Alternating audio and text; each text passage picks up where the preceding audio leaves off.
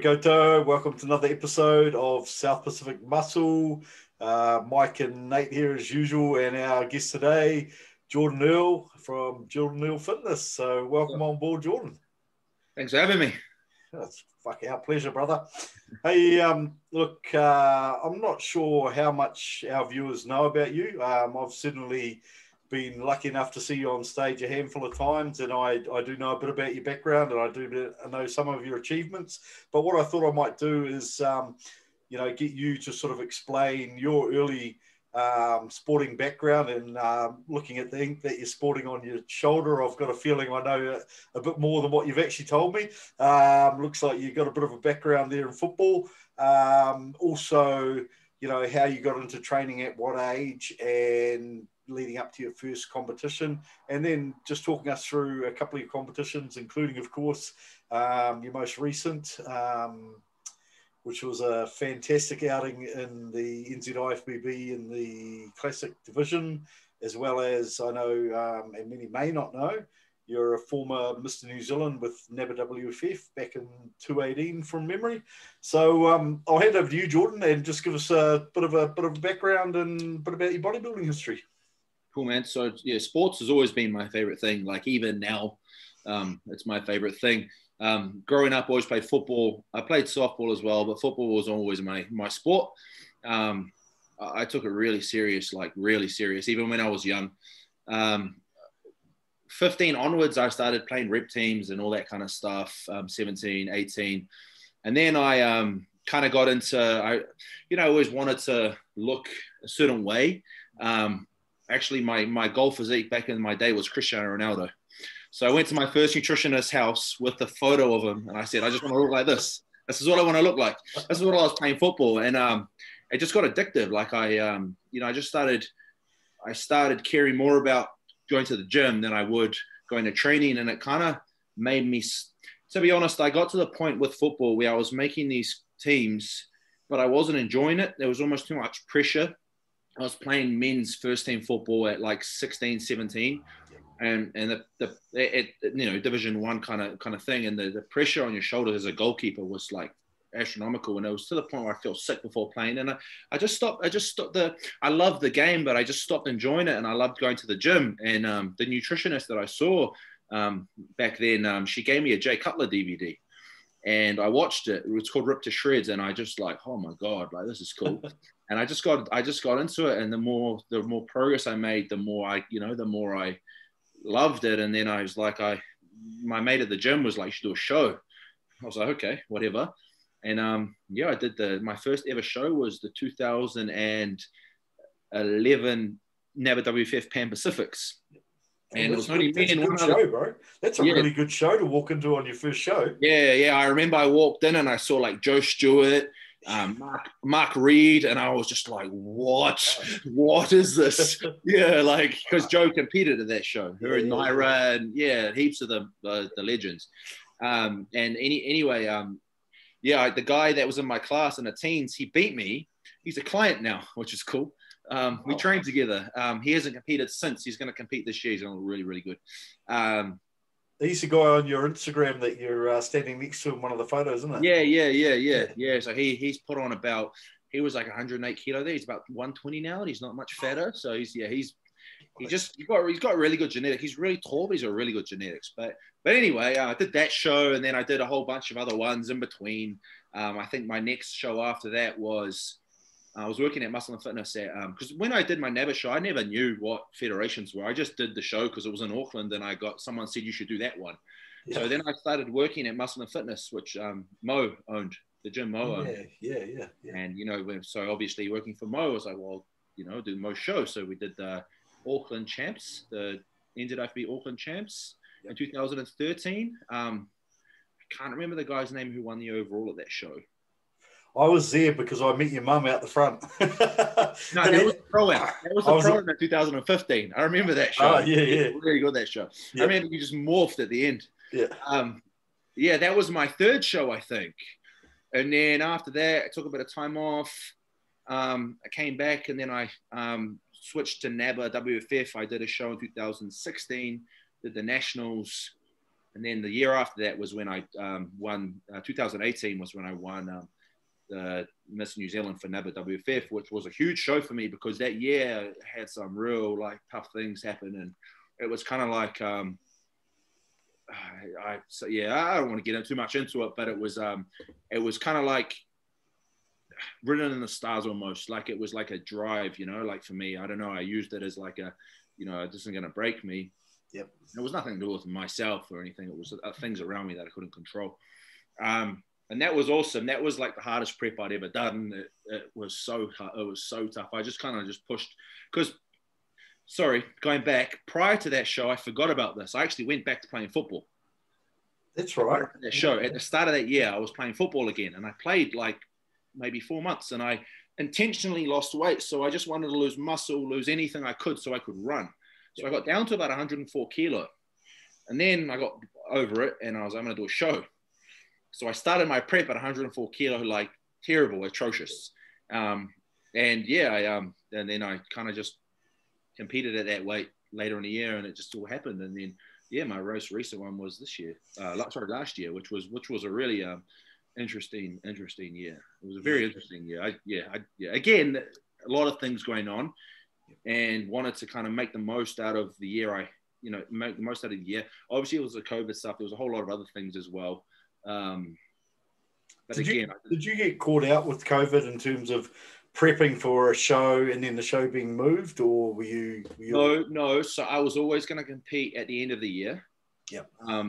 And then obviously we had the lockdown. Everything was really, I was probably the most organized I'd ever been going into a show in terms of like coming in from the off season and just going to easily transition. And then the lockdown hit and it was 2 months or whatever it was, 6 weeks. I had all these like real like nagging injuries, like just things that I had for so long and they just weren't going away. And I did like a week of those home workouts, and I was like, you know what, this is like pointless, to be honest. Like, I'm going to shrink regardless if I do this or not. I may as well give my body a chance to like heal. Yep. And like I said, there was other outside factors. My mum had some health problems and stuff, and it was quite stressful. Couldn't see her because of COVID, et cetera, et cetera, et cetera. But again, I was like, I'm not going to, this is my driving force. I'm not going to let this defeat me. I'm going to do the show. I don't care what it takes. I'm doing the show. I don't care how I look. I'm doing the show. Well, I kid how I look, but you know what I mean. I kind of like really like turned to shit after lockdown. Like my body was not in a good place, but I knew like there's enough time to pull it together. Like I think I had like, I can't remember how long it was, 20 weeks or something. And I'm happy with how I ended up looking. Like obviously I was smaller than I would have been if I hadn't had the 2 months of doing nothing and whatnot. I was kind of pushing things uphill the whole time, but it was what it was. How close are you to your weight limit for Classic?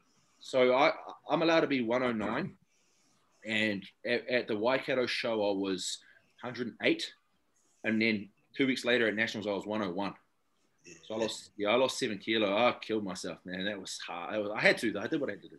I remember having that conversation with you sometime after the Waikatos, and you said to me, "It's okay. I know what I need to do." And I thought, "Fuck, here we go." And then I saw a photo. I think it was about a week or 2 weeks out, and your cheekbones were sunken into your face. Yeah. So, do you want to tell us about that 2 weeks and what you actually did and what it felt like? Because for those people that haven't been there, when you push yourself to that limit and restrict your intake to a certain extent, you are guaranteed. I talked to someone about this today. I said, look, when you prep for a show and you come in on the money, guaranteed there'll be 2 or 3 times during that prep you were absolutely convinced you were going to die. And they went, really? And I went, absolutely, So tell us about that period between the... I just want to start this by saying this isn't what I would recommend to anyone. And if you're on track, you shouldn't need to do this. I did this because it's just literally what I had to do. It was the only thing that was going to give me my best chance at winning the show. So I did Waikato. And I was lean, like I wasn't fat. That's the thing. 7 kilo on someone who's already lean is like, it's a lot of weight. But I was like, okay, I need to get literally just need to lose as much fat as possible. If I lose some muscle, it's fine. It's okay. I've got enough size. So basically what I did, we did the show on Saturday. I got off stage and I was just sitting there and I just wrote my diet. Like straight after the show, I was sitting in the corridor. Yep. And I just wrote my diet. I was drinking a Gatorade and I just wrote it. And I'm like, this is what I'm going to do. And I'm like, I'm writing it now, so with a clear head. And I'm not going to change this. I'm not even going to like, I don't care how I look. I'm going to do this until the show. I'm just going to do it. Like, cause I know like in a week's time, my mind's going to be playing games. So what I did was I did 3 hours of cardio a day. It was very low intensity though. So I did like a morning session. First thing in the morning, I wake up, have a black coffee, go do an hour's cardio, just like a walk around the street. I would do an hour post-workout and I would do an hour at night. So the post-workout was on like an incline treadmill. The other 2 were just walking the streets. Every single day I did that. Sometimes I'd like go to the laundromat, drop my laundry off and just walk while I'm waiting for my laundry. So that was even more than 3 hours. Did you have any intra-workout carbs or BCAAs? Did you have any intra-workout carbs or BCAAs or anything? I had zero carbs. I had zero carbs from the day after the show till the Friday before the show. Not one carbohydrate went in my body. The only fat I had was 4 whole eggs a day. The rest was egg whites and white fish. So I had it was 1,200 to 1,300 calories a day, not including cucumber. And that's what I did. And my original plan was I was going to do weights twice a day. Yeah. And I was like, I did it for like 3 days. And I was like, I can't do it. Like, I can't do it. Like, it's too much. So I cut it back to once. So I was like, I couldn't do it. I would have cracked. And during this time, like the first couple of days, I felt amazing because I was still full because I ate, like I did a heavy carb load anyway. I ate after the show. I had all that glycogen. So that lasted me 3-4 days. I was motivated. But after like a week, once that wore off, like I was not in a good way. Like I was just ruined. Like I would be walking, like crying, like in tears, literally, like just like, oh my God. And I'd get messages every day. I'd have like clients messaging me, friends messaging me, like, come on, like you're nearly there. You're nearly there. I'm like, yeah, I know. I'm not going to crack. Nothing will crack me. I'm going to do this. I tell you what, man, when I woke up on that Friday, when it was finally time to carb load, oh my God. It was just like, oh my God, it was like something else. But heaven on the Friday, bro. The thing with like bodybuilding for me, like when I first started, when I was young, when I was like 19, I got into this, like part of what drew me to the sport was before social media was around, before all this stuff was around where there's all, education and blah, blah, blah. It was like, how can we make this as hard as possible? So I used to love training legs. So I was like, I'd go and like, what am I going to do today? Well, we're going to warm up we're going to do squats. We're going to do a triple drop set. Then we're going to go on the leg press and do like 10 plates to 9, 8, 7, 6. And then we're going to do this and that. How hard can we make it? Same with the diet. Like I'd be like, how long can I go without having a cheat meal? My first year doing bodybuilding, I never cheat meal for a year. I'm not joking. I didn't have a cheat meal for a year. And it was like, yeah, no one else can do this. It was like a mental thing.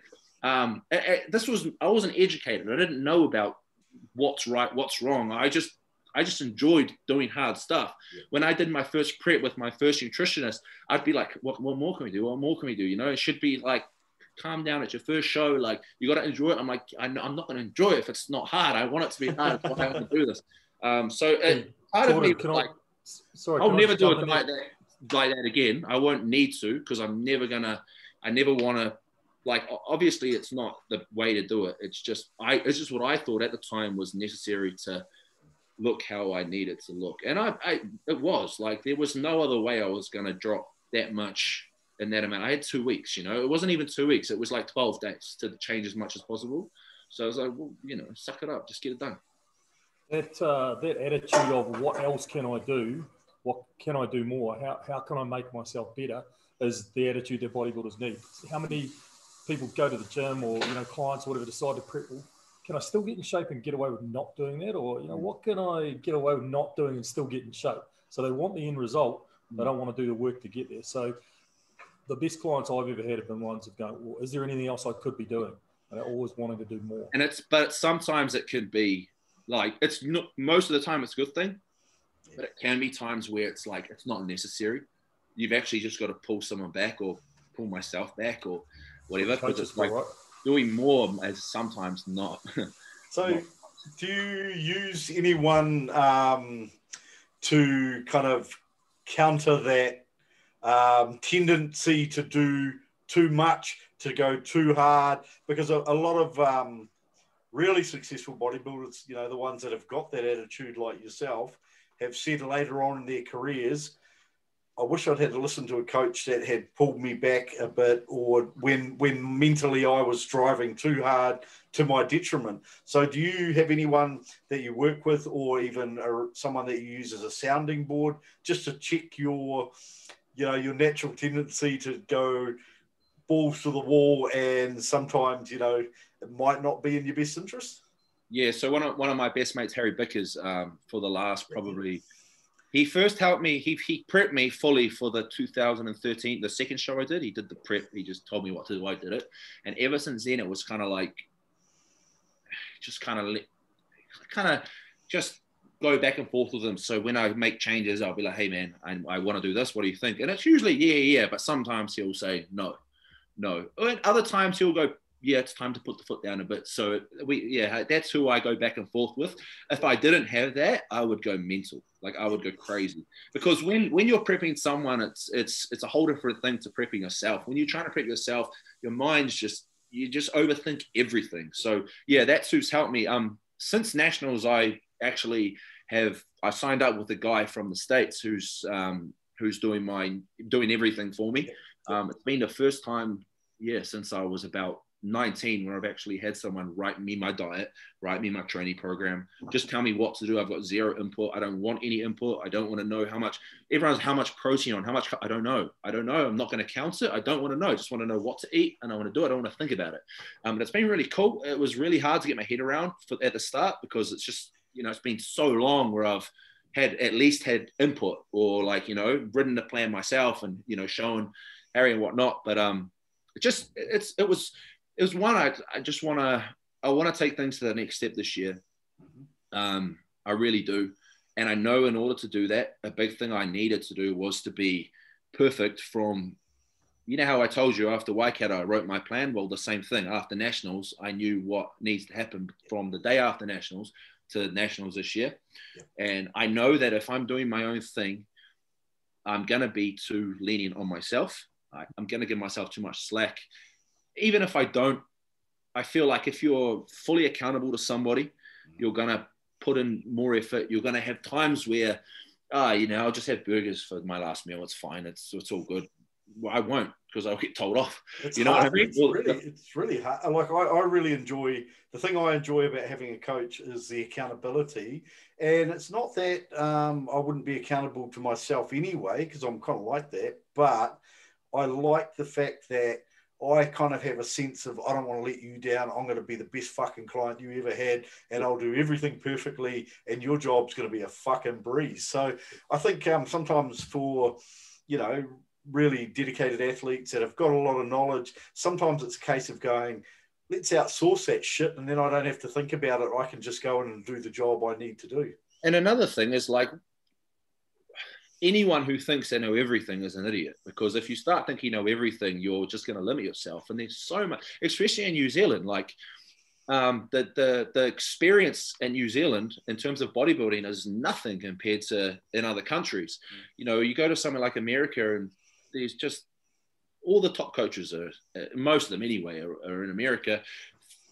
So that's what they're around, you know, these people. So there's always stuff to learn.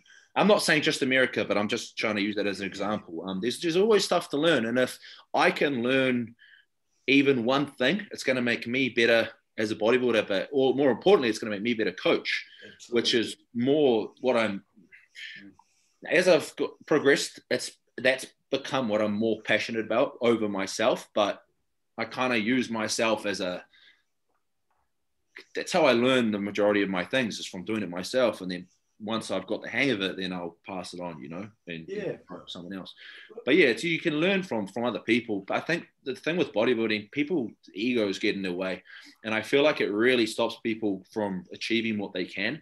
And I don't just mean with like as competitors, just with everything. Like I see it with people trying to do coaching and whatnot. Like their egos get so out of control that like you're never going to build a business until you just take a step back. Hasn't it been a nice phenomenon though? Like in the last couple of years, and I'm probably being generous saying couple of years, but seeing the human nature of people that are now being absolutely genuine because they recognise that it's not only good for them, it's good for the sport, it's good for their brand, and although you're not doing it coming from a selfish place, it is very beneficial for them as a business because people can relate. Like this guy isn't superhuman; he's a human like the rest of us, and I think we've started to see a lot of that, particularly coming out in some of the podcasts. Perhaps we've seen people, being very open about who they are, about their failures as well as their successes, and not just blowing their own trumpet. Like I know you remember back in the days of the bodybuilding forum. Oh yeah. And it was a toxic, horrible place. Yeah. And, I think you're right, and I truly believe that, the knowledge that you can get by going outside of your circle, because like I have a huge bunch of close friends that are fucking knowledgeable people, including yourself, including Mike, including some of my coaches I've worked with in the past. But for me to go to another coach that was outside of that sort of group of people has given me another sort of view on bodybuilding and another approach. And it sort of adds to my knowledge base. So that's probably, if it wasn't just for the accountability, I'd probably go to a coach because I actually want to increase my own knowledge. Yeah. So 100%. Yeah. Now, you talked about Harry Bickers. Yeah. Now, I see you and Harry both having a crack at some big deadlifts lately. What's that? Bro, I only joke, man. He's a freak. Like, he is so strong. Like, I'm beating him at the deads at the moment, and it's probably the first time ever since I've known him where I've actually been able to beat him at something. He's a joke. He's just, I don't know how he does it. Still, to this day, he's pretty gifted genetically. Like, you see the guy and look, he trains his fucking ass off. Man, he's training hard lately. I kind of looked at him and thought, holy shit, you haven't backed off a fucking minute in the last 10 years. I don't know if I meant to say this, but he wants to compete this year. Ooh, he's got a client competing too. I saw he made comments about that. So that's his training partner. Cool. Just sent me a video of him. He's looking really good, like especially for a novice. Yeah. Real hard. Like upper body looks real chiseled. So he's gonna end. He'll come in real good, especially for a novice. Yeah, cool, man. No, that's cool. Look, I hadn't seen or heard from Harry for years, and then to sort of see him again on Instagram, seeing he was still doing it, just kind of went, cool, man. I respect that. It's cool. When you see that, like, still going hard, So many people fall off. Like, I remember when I was like first starting out, like I said, when I was 20, 21, there were so many jack guys at my age, and I was like, wow, these guys are huge. Yeah. And none of them even train anymore. Like, no. They just don't even lift. Like, it's like, oh, that's sad. No, I can remember, and I've seen the odd photo of guys that were back then in their early 20s that, and one of them in particular stands out to me. He had to have had 21-inch arms in his very early 20s, and then he just sort of disappeared and fell off the bandwagon, which was, kind of sad, but this is what it is. Yeah. Hey, coaching. Now, you've got some fucking cool clients, man. I follow you reasonably closely, and you've got a wide range of clients, and I know that you have been working with athletes way outside the spheres of bodybuilding, and some of those athletes are what I would call elite athletes in their own fields. So that must be a really neat experience to work with. But also within our sport, you've had the opportunity to work with perhaps the two biggest guys on the scene in recent years, being with Paris and Ryan. So do you want to tell us a bit about your coaching, your client base, some of your real success stories?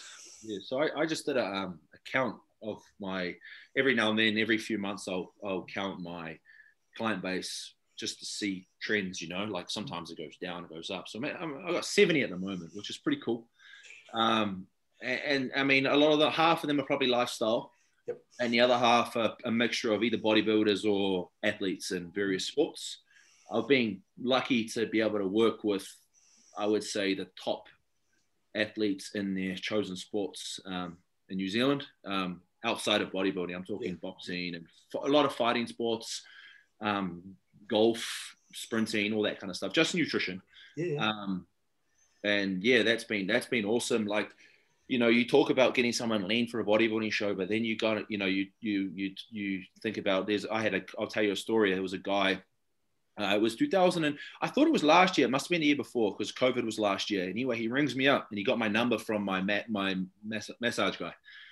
And he's like, oh, hey, I've got a fight in 12 days and I need to lose 10 kilo. Can you help me? He said, sorry, I'm a professional boxer. Yeah. I've got a fight in 12 days. I was like, you need to lose 10 kilos. Like, well, what do you need to weigh? And it was like 70 kilos or something. So I'm like, so that means you're 80, which means you're not a big guy. So 10 kilos is a lot. I was like, look, man, like I've never had someone drop that much in 12 days. That's been a fighter, but I'll try my best and I'm willing to give it a go if you are. So I said, come in tomorrow. We'll have a chat. We'll see where you're at. So he comes in, he's actually 14 kilo over. So he had 12 days to lose 14 kgs, right? So I gave him his plan. And this is one of the top fighters in New Zealand.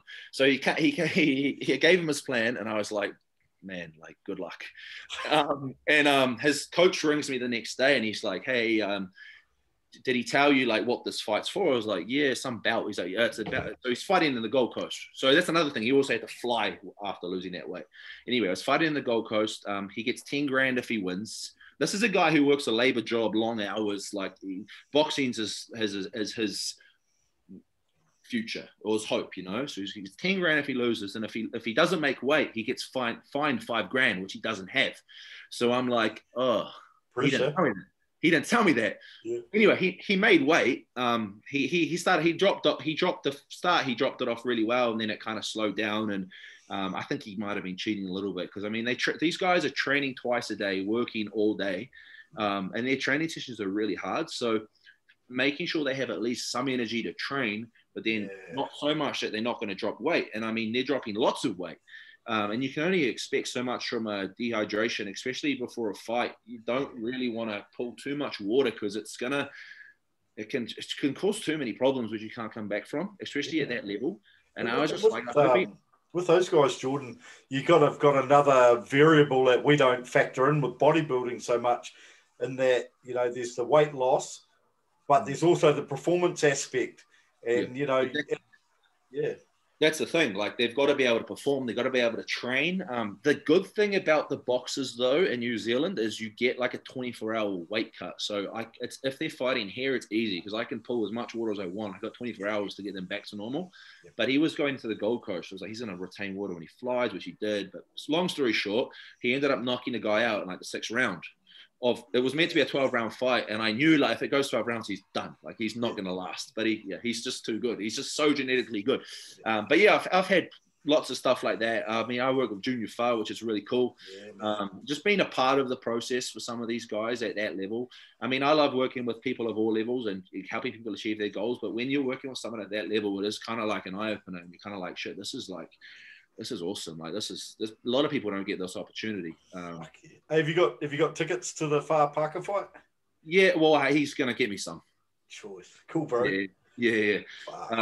So I can't wait for that. And yeah, I've got lots of like guys, school kids who are 15, you know, and they're sprinters and they're faster than the New Zealand record 18-year-old, you know, like guys like that who have just got their futures. Rowing girls who have just got scholarships to America. Well, it's been a bit disruptive because of COVID, but you know, we've got trying to get scholarships to America and all that kind of stuff, which is awesome. And then obviously bodybuilding is my passion, and that's what I love working with the bodybuilders. Like I just love it. I look forward. I can't wait for check-ins. I look forward to check-ins. If people don't check in on time, I'm on their ass. Like, where's your check-in?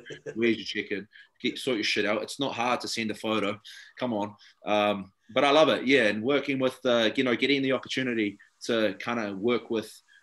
Again, the longer you do it, the better reputation you get. You start to get opportunities to work with people of higher, like, you know, people who are going to be more competitive for where they're at. it's also cool to bring someone up that wasn't like that, and you get to work with them as they come through and eventually get to that level as well. Yeah, But obviously, Keegan, is it Keegan Greg? Keegan Greg, yeah, he's going to be a freak, man. Like he's got everything up here to be absolutely enormous. I've got a photo of him to look at later on. But how much does he remind you of a fucking young Jamie Joe Hale? Yes, yes, bro. The waist, the lats, yep.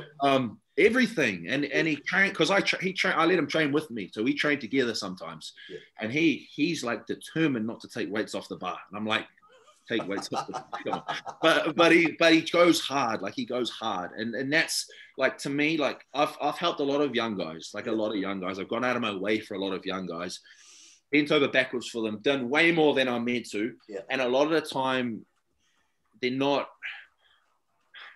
It's all well and good at the time, but then they fall off the face of the earth, or they don't appreciate it, or they're like, you know what I mean? Whereas he's one of the young guys who every minute, every little thing that's done extra, thank you. He strikes me as someone who's going to be in the same position that Mike and I are in another 30 years' time, going, fuck, I've been bodybuilding for 30 years now. He will, he 100%. So he came to me. He was just turned 18, and he hadn't lifted weights. And he came with his mum for a consult, and he's like, I want to be a bodybuilder. And I was like, okay. And I was like, how tall? He was like 6'7". I was like, okay. And he was like 86 kilo or something like that. And I was like, this is going to be really hard, and it's going to take a lot of time, and you've got to be super. I just explained the process, how disciplined you got to be. He's like, yeah, I'm keen to do it. And I was like, oh, let's do it then. And I kind of thought, I get that all the time, and people, I want to do this, I want to do that, and you're kind of like, yeah, right, because most of the time people like to talk, but they don't want to do the action. But he just chipped away. And I was like, well, he's doing really well. But I mean, it's easy when you're trying to grow. Let's see what he's like when he diets. And when he started dieting, he was even more onto it. I think he looked fucking awesome for his first show. Yep, I did too. I think people don't realize at that height, at 6'7", with those limbs, it's so hard to look good. Like, it's so hard. And he looked awesome. For his age, he'd only been training a year. I'd say his genetics are pretty good. Like, obviously they're not ideal, long limbs, whatever, but to have that waist and those lats, and to look like that at that age, he's going to look awesome when he gets older. Being 5'9" myself, I think that, if you were a good bodybuilder at anything 6'3" and above, you fucking stand out in the crowd, man. Like, I had a training partner that was just under 6'5", and he was about 130 with his abs out. And fuck, mate, people would come up and point at him, So, there is that. And I think, like Jamie, when you're that big, and people go, oh, he needs to fill out this, he needs to put on 20 pounds. But you look at them and like, say for Jamie, sitting at 300 odd pounds anyway, it's like, well, how much bigger is the guy going to get? Yeah, and you can only imagine how big that guy is in the flesh. Like, he would be enormous. Like, yeah. Wait till he's over here. We'll take him for a tiki tour to some of the gyms and watch people's eyes fall out of their heads. Hilarious, man. Yeah. Right, Mike. Where do you find most of your clients come from, Jordan? As mainly word of mouth? Do you do a bit of advertising? Word of mouth and Instagram. That's it. Like, that's literally it. Word of mouth and Instagram. I get a lot of word of mouth, a lot of current clients, friends and cousins and whatever. So I get a lot of that. I get one of those at least once a week. And then Instagram's really good as well. I use Instagram to kind of, just show what I can do. And I do get a lot of signups through Instagram. Facebook, I get maybe once every 4 months, I'll get one person from Facebook. I don't really use Facebook anymore. Because it's I mean, to be working with those sort of elite athletes, you must have a pretty good reputation amongst the other athletes who refer on the top guys. I mean, I don't want to work with just anybody. So so I started doing nutrition for David Neath, who's I think he's been on the top mental skills coach in the country, and I got really good results for his wife, for his son, and then for him. And he was, so he started referring me a few of his clients because he deals with these kind of people, and they started getting really good results. And so he just referred more and more and more, and then I'll get more from him, and then they'll get more from them. Like someone from a team would refer 2 people from their team, and so on and so forth. Or, I mean, a lot of the boxers I've got certain guys in different camps. So then more people from X camp and Y camp will come, and yeah, it's kind of cool. Fighters can be really frustrating to work with though. I find boxers especially, they're just kind of like, I feel like they will be now what bodybuilders used to be like in like the 90s. They just want to train, and they just want to like, they're just like so meatheady. Like, they just want to train. Some people cannot do it.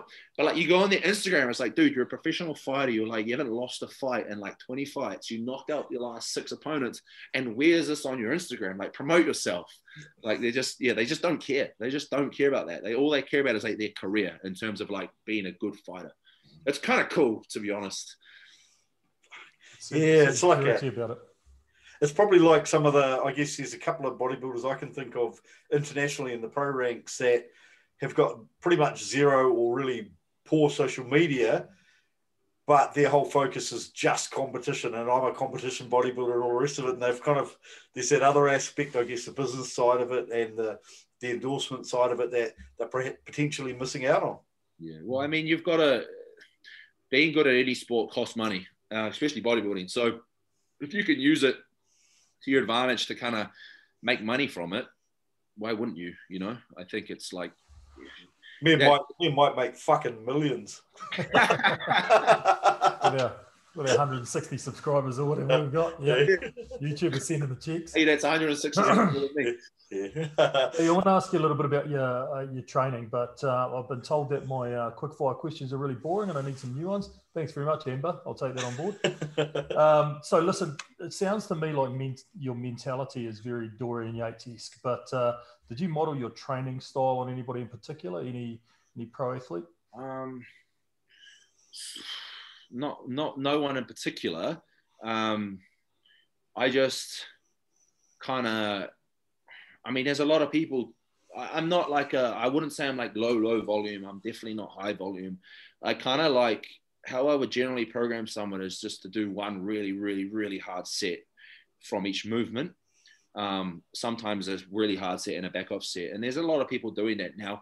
I wouldn't say it's Dorian's, it's at the extreme of, say, Dorian, how he does it, like 3-4 sets per workout. It's a bit more than that. The reason I wouldn't program that for someone is I don't feel like people wouldn't be able to go to that place to make that work. It's hard, you know, and you also, Dorian was so strong. Like, you got to lift a lot of weight to make for that to work like it would for him. But nah, there's no, I couldn't tell you if there was like, I follow a lot of people. It's just something I've kind of just put together. I wouldn't say I've made it up. I mean, that's how most people are training these days anyway. I feel like there's I mean, I only suggested Dorian from a mentality perspective that sort of leave that's the mentality. That's 100% the mentality. And I love that about Dorian. I mean, a lot of JP stuff is cool as well. Just that all out going absolutely, you know, I've always been like that though. Even before I knew who a bodybuilder was, I'd, you know, work myself up for a set, and just try and just drain every little bit out of it. I actually noticed today in the gym, like I psyched up for a couple of heavy sets and I was borderline fucking tears running down my face, and I was doing the set and I looked in the mirror and I was fucking looked like I'd rip your fucking head off and shit down your neck, you know, and I looked around and I thought, actually no one else does this.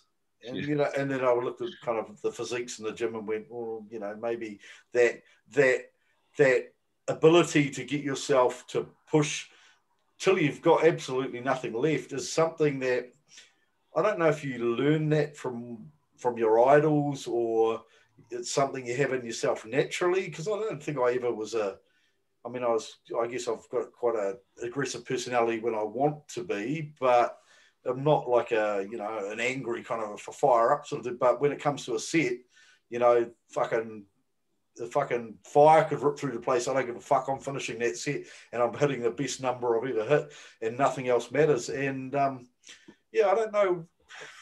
Do you find that contrasts a little bit with sort of maintaining precise form that's required in progressive overload? Too hyped up, then you're just pushing the weight any way. Sometimes it can based on the person. So like for me, it won't. I've only got one way of lifting and I can't actually lift any other way. Like if I try and change my, like I'll be weaker, to use bad form, you know. But I think you were saying, bro, like with, I think honestly, like after working with lots of people, I think it's something you either have or you don't. I don't think it's something you can learn, because I've had so many clients where, because I get people to send me their training videos, and I'll be like, I need to see, you know, your hack squats this week, or your, you know, and I'll have people stopping the set, like they've easily got 5 more reps, like comfortably 5 more reps, and they're racking. I'm like, what are you doing? Is that your last warm up? They're like, no, it's my top set. I'm like, okay, well, add a plate and do 5 more reps next week. And I'll have that same conversation so many times. And I get to the point where I'm like, they just don't get it. So all I'll do is I'll up their volume, because I'm like, this low volume is not going to work if you're not taking it all the way. Do you ever watch your sets? Like I've got security video set, and I've gone to the set fired up, and there's no way in fucking hell I'll get another rep. And then I look at the video and think, fuck, it looks like I've got at least 3 or 4 more reps. And I think sometimes you actually know you've got nothing left, but the set to anyone else watching looks fucking easy. And it even looked easy to me when I looked at it, but I knew that I was giving it fucking everything I had to make that last rep. So I get that on deadlifts all the time. All the time I get that on deadlifts, and also like any like kind of squat movement, like a hack squat or a barbell squat. Pressing, no, because you know you get to the point where you literally get buried by the bar. But yeah, I do that all the time. Like I watch and I'm like, that was so hard. I'll think, oh, my form was shit. You know, my back was rounded. I look at the video, I'm like, it's perfect form, and I probably could have done 2 more reps. Yeah. And you probably can, you know, like you don't know, like a lot of the time the only reason you rack it is because you think your form's gone to shit and you don't want to get injured. But I mean, if you see the form's good, then you could have gone another rep, you know. Yeah. But I do that, yeah, all the time.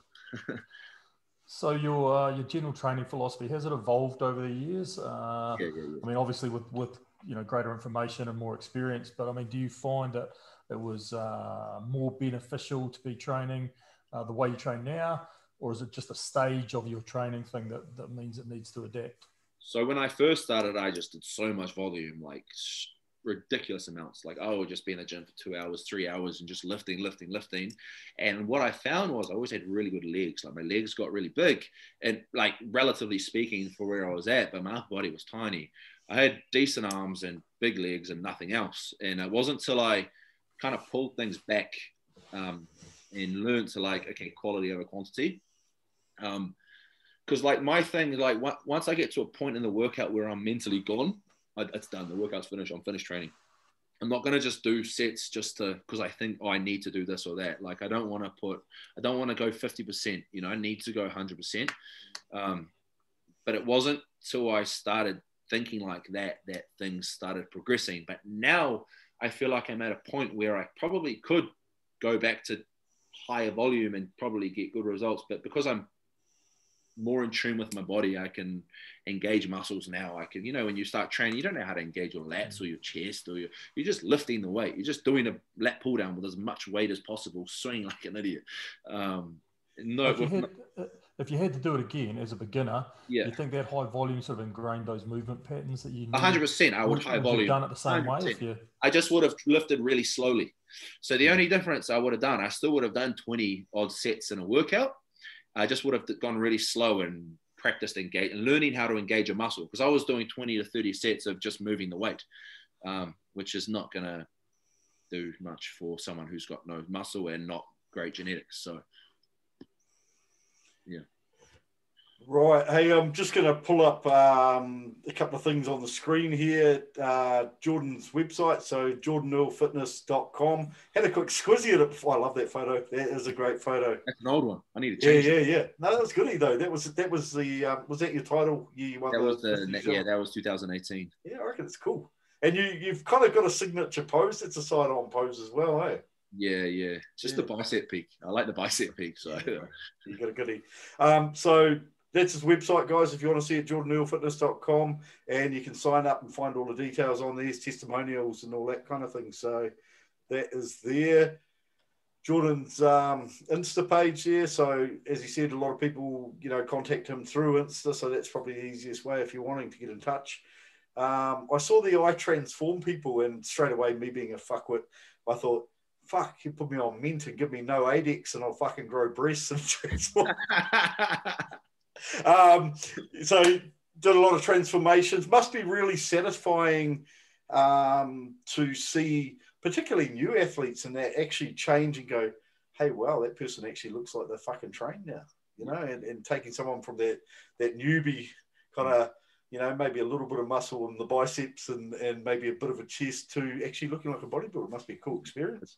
It's really cool, man. Like seeing people just not even for bodybuilding, just see people where they start, and if they actually stick to it, seeing them 6 months later, it's like a different person. Not just how they look, but how they talk, how they act, you know, like, and then when they tell you like, you changed my life, it's like pretty like, cool, ooh, like, ooh.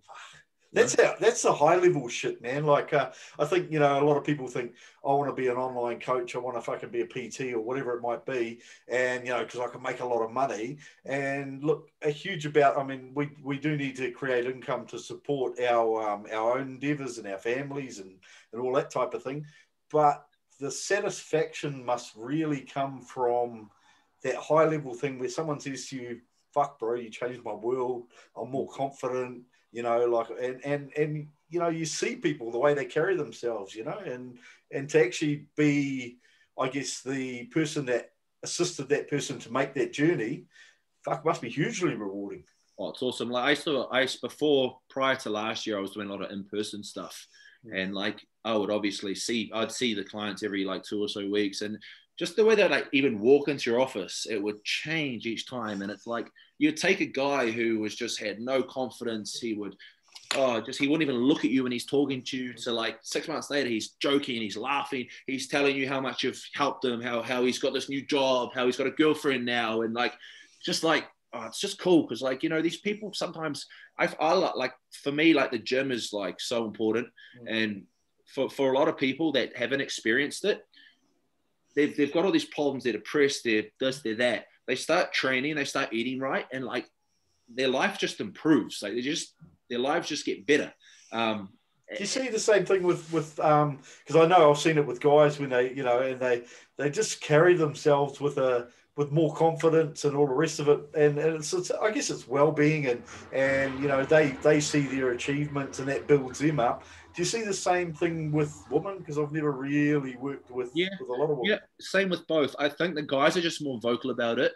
Yeah. I find, females, it's different because a female's not going to walk in the room with her chest up, like, you know what I mean? But yeah, 100%. Like it's. I think they just express it in a different way to a male. But yeah, I've had both. You know, I've experienced both sides. And yeah, it's the same. It's just done in a different way. Guys get a little bit cocky, whereas yeah. Hey, tell me who is this chap? I see him in your photos, and he looks like a real happy young fella. He was my best man at my wedding. He's my brother-in-law.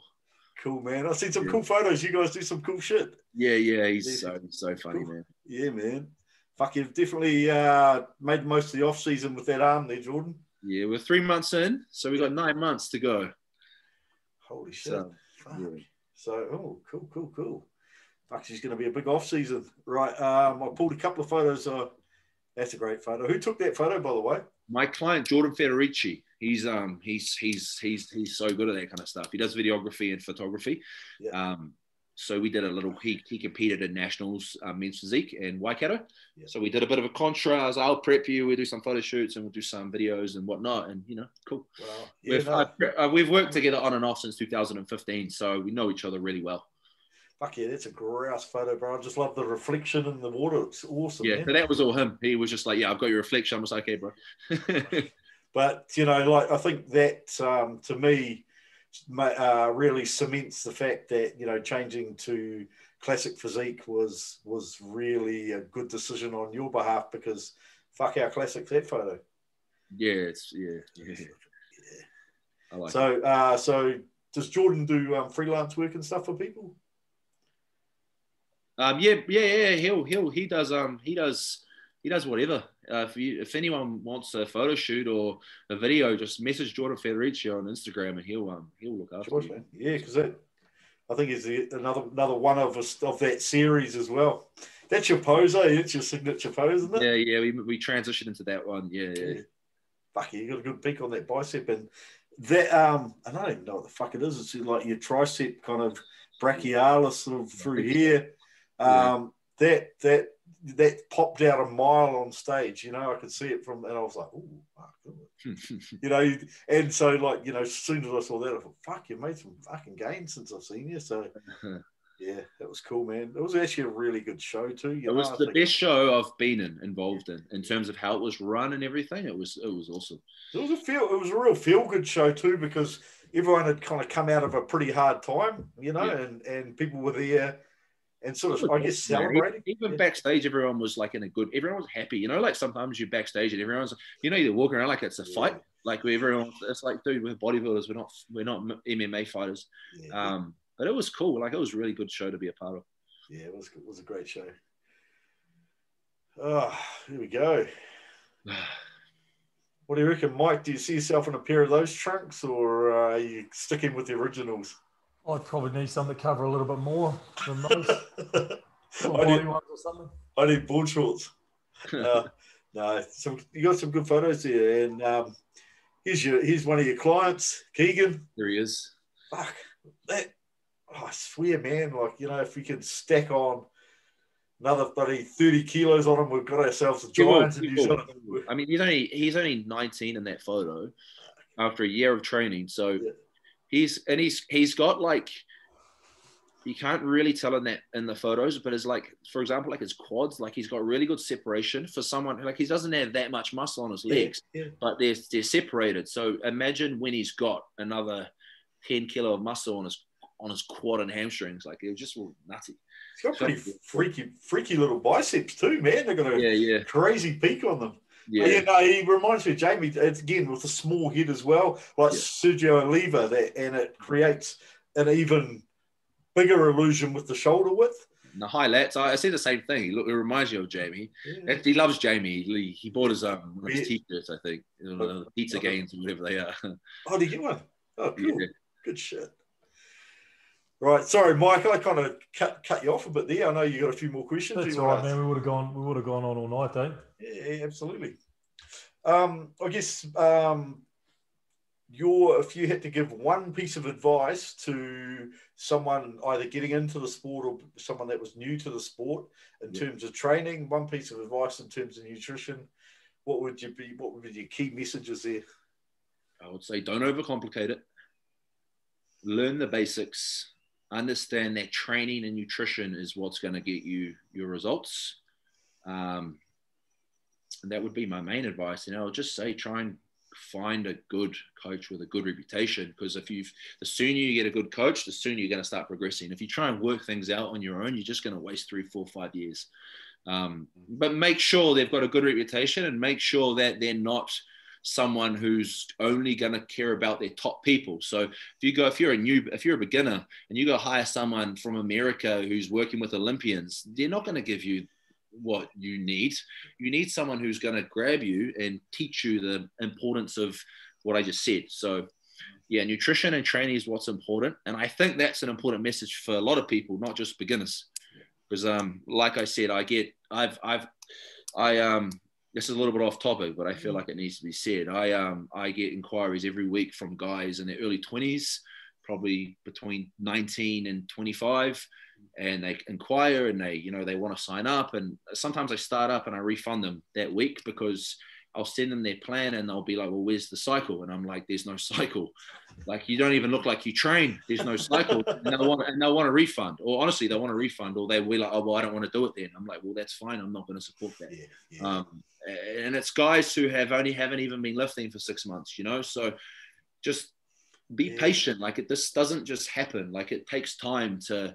I reckon that's a good point, man. And I think we haven't really hit upon that. And I'm going to give my 2 cents worth, because I'm an opinionated asshole. But, I think to get into a cycle of gear when you haven't been training for a long period really is a recipe for disaster. It also, I very much have the approach that maximize the gains that you can get with any given tool before you move on to the next tool. So if you haven't spent a good period of time training as a natural, getting close to what that ceiling may be, it might not be that you might not hit 95% of it or whatever it's going to be if you train for 20 years as a natural, but without a good base of a good couple of years, absolute minimum, and I would probably be recommending, like, fuck it, if I had to say a figure and I'm pulling out of my ass, 5 years, at least 5 years of good solid natural training, to learn the basics that you need to maximize if you do choose to jump on PEDs, and not to just get the gains that you would have got naturally anyway, because it's sort of, you're minimizing the effect that you're going to get from the PEDs because you would have got that naturally, and then you could take another leap. And I kind of look at that with adding things like that into the mix. And I think establishing your base habits and your knowledge along with that. And so I think it's probably a little bit harder for guys now than it was when we started, because when we started, we didn't have the internet and we didn't have social media and we didn't have everybody's training program, everybody's supposed cycle. I think every week on YouTube I see such and such cycle from the 90s, this, that, and all the other. And I think, what a load of shit. It's clickbait. And a lot of it's clickbait, but I think a lot of people don't realize it's clickbait and take it as gospel. If you take everything that comes out of my mouth as gospel, you're being quite foolish, because a lot of it's just opinion, and I think on the net, there's more than just opinion. There's a lot of bullshit. And I think having a good coach that can actually say, well, you're not actually ready yet, and you're better off to take your time. And so I think, yeah. Even guys who have already done that stuff, yep, but haven't really made any progress. Like, I'll have guys who will sign up with me and they'll have run stuff, or they're running stuff, and I'll be like, hey, I'll help you, but you've got to come off. And I'll say, why? I'm like, well, you're not growing. So if I give you your diet, your training, of course you're going to grow, but you're going to grow doing anything because you're taking things. Let's get you growing. Let's find out what works for you as an individual. And then if you want to add that stuff in, at least this is how you're going to make progress in the future. So it's one of those things, like, and I can prove this. I'm not talking out of my ass. Like, I've refunded a lot of money. I've turned away a lot of clients because of it. It just doesn't sit morally with me. And I know the thing is, a lot of people would just take them on because it's going to be a transformation. But I think more people need to kind of just educate, because it's one of those things, like a 20-year-old guy, 19, 18, 17, some of them are 17. They don't know. Like, the 17-year-old asking me about Psalms. Like, I don't know. Like, are you serious? But they make decisions at that age. It can really affect them. I had a very good friend, and look, he is a very intelligent guy, very well educated nowadays. But as a school leaver, he left school and he joined the gym for the first time, and he kind of like got chatting to us. And he said, I'm about to start a cycle. And we said, well, how long have you been training for? He said, I joined the gym 2 weeks ago. Oh, fuck. And I have him on about it now. And he had a very funny attitude about it, though. He said, look, for me, it was, I just wanted to do it once. And so I thought, fuck it, I'm going to do it now. And he goes, I know, looking back, and I can see every reason in the world why you'd criticize me, but I did it, and I blew up like a balloon. And now look at me. and he really, he lost everything that he'd gained and all the rest of it, as you'd expect. But he had his experience in it. But he, at the same time, he knew how silly he was being. So, with a grain of salt when I tease him. So, Right, we better come to a wrap. But first, Jordan, as we always do, we'd like to give the floor to you. Firstly, I'll thank you for coming on. It's always good to have you on and have a yarn. And I've really enjoyed watching your progress. So love to keep following you on that Instagram and seeing those updates, especially when you and Harry are having each other on. Yeah. So thank you for coming on. But I want to let you have the opportunity to thank your nearest and dearest and those people that have supported you over the last couple of years. Yeah. Yeah. So thanks for having me on, guys. I'm not even going to mention all the names that have helped me to be where I'm at, because there's too many and I don't want to forget anyone, but they all know who they are. I'm in a position I'm very happy to be in at the moment, just with my coaching and whatnot. And I'm not going to sit here and act like that's just because of me. It's been You know, I've had opportunities come and I've taken them, thankfully, but they still had to come. So I want to thank all those people that have supported me, all my clients, you know, that if it wasn't for you guys, I wouldn't be in this position. I hope I can, you know, get you to where you all want to be. You know, if you follow the plan, you'll be where you want to be. So don't worry about that. And yeah, that's it, man. I just want everyone just fucking go hard, you know, like whatever you're doing, go hard. It's no negative shit, you know. If you're a coach, don't get shitty because someone's with another person, you know, like there's so many clients out there, we can all crush it. The true thing we should really want to see is everyone succeed. And we're kidding ourselves if we think that we can take care of every single client in New Zealand or in Australasia or in the world. So there's enough to go around. Let's just support each other and just fucking help each other. Like it doesn't have to be a competition. Like we can all do well, honestly. And the funny thing is the most successful people in this industry I'm good friends with, and we talk to each other all the time. We run ideas past each other. We have a laugh, you know, and it's the people doing fuck all that have the biggest mouths talking the most shit. So just be positive, guys. It's honestly, the more positive you are, the more positive things will come your way. Trust me. Trust me. Before we go, Jordan, Paris really, he's dying to know. He's actually after some of your sunburnt eggplants. Paris can go fuck himself. We're training chest tomorrow. Okay, cheers, guys, and we will guys. see you up next week. Let's go. See you.